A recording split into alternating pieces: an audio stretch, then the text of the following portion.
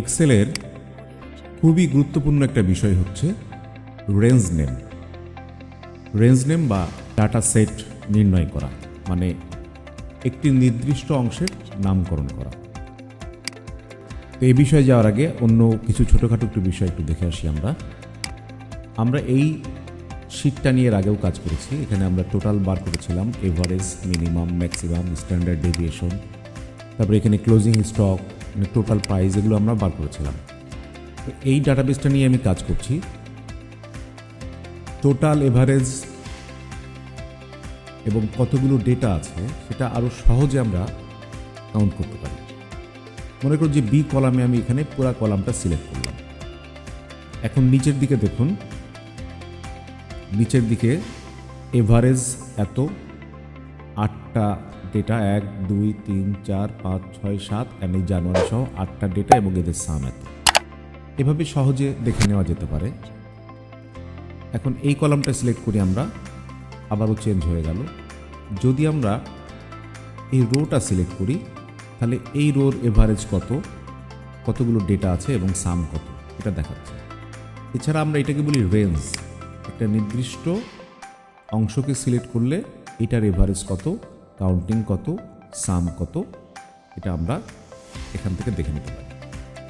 তো যাই হোক, আজকের বিষয়টা আমি রেঞ্জ নেম নিয়ে কথা বলছিলাম। তো এর আগে তো আমরা যোগ বিয়োগ গুণ ভাগে করেছি। আমরা এখানে কার্সরটা রাখলাম আপাতত।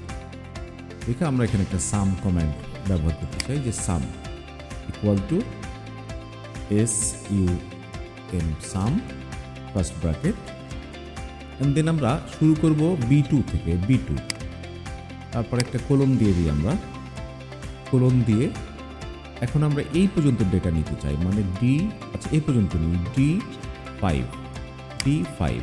তাহলে এই অংশটুকু এখন সিলেকশন হয়ে গেল। এদের যোগফল আমরা কোথায় পাবো? আমরা পাবো F9, এখানে F9। ওকে, ব্র্যাকেট ক্লোজ করে আমি এন্টার প্রেস করলাম। এই টোটাল ডেটার, এখানকার এই টোটাল ডেটার যোগফল এখানে দেখাচ্ছে। ঠিক তেমনিভাবে এখানে যদি আমরা এই টোটাল ডেটা থেকে ম্যাক্স বার করতে চাইতাম, তাহলে আমরা এখানে লিখে দিতাম ম্যাক্স, MAX, ম্যাক্স লিখে আমরা আবার এন্টার প্রেস করি। 60,000। দেখুন এই ডেটাগুলোর মধ্যে এটাই হচ্ছে ম্যাক্সিমাম। যদি আমরা মিনিমাম বার করতে চাইতাম, এখান থেকে আমরা MIN, এভাবে মিনিমাম ডেটাটাও বার করে ফেলতে পারতাম। 500, এই সবগুলোর মধ্যে 500ই হচ্ছে সব থেকে নিচে। যাই হোক, আমরা এতক্ষণ রেঞ্জের নাম সরাসরি এখানে দিলাম। এখন আমরা রেঞ্জ নেম বলে একটা অপশন আছে, সেই অপশনটায় যেতে চাই। আমরা এটা মুছে দিলাম। এখন এই অংশটুকু আমরা সিলেক্ট করলাম। সিলেক্ট করলে আমরা যদি রাইট ক্লিক করি, রাইট ক্লিক, তাহলে আমরা ডিফাইন নেম বলে এখানে একটা অপশন দেখতে পাচ্ছি।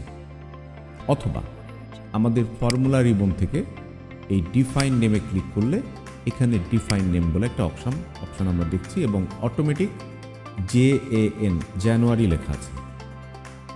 তো এখানে আমরা জানুয়ারি, ফেব্রুয়ারি, মার্চ সবগুলো ডাটাই নিচ্ছে। আমরা এটা আমাদের ইচ্ছে মতো নাম দিতে পারি, ওখানে ডিফল্ট নাম রাখতে হবে এরকম ব্যাপার না। আমরা এটার নাম দিলাম DATA, data. Okay, this name already exists. আচ্ছা, এই নাম আছে, আমরা বড় হাতের D দিই, অথবা আমরা ডেটাবেস নাম দিই DATA, অথবা আমরা রেঞ্জ নাম দিই।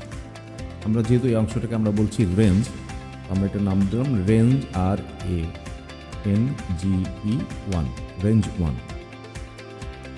এখন এই ঘরে বা যে কোনো ঘরে, যে কোনো সেলে আমরা আমাদের পয়েন্টার রেখে এরকম জায়গায় রাখি, দেখতে সুবিধা হবে। এখন আমরা লিখব equal to some, SUM, sum first bracket, RANGE, range 1। Range 1 বললে এই রেঞ্জটা সিলেক্ট হয়ে গেল, এবং এই রেঞ্জের সাথে আমরা এন্টার প্রেস করে দিলাম। এখন এই রেঞ্জের নামকরণটা, এই নামকরণ অনুযায়ী এখানে ডেটাটা আমাদের সাম হলো। আমরা যদি এখানে ম্যাক্স লিখতাম, MAX, ম্যাক্স, তাহলে আমাদের ম্যাক্সিমাম নাম্বারটা দেখাতো এই রেঞ্জের মধ্যে। ঠিক তেমনিভাবে আমরা মিনিমাম দিতে পারি, এখানে মিনিমাম দিতে পারি MIN, ছোট হাতের দিলাম, আমি ছোট হাতেও কাজ করছে। এখানে মিনিমাম ডেটাটা দেখাচ্ছে এই রেঞ্জ থেকে।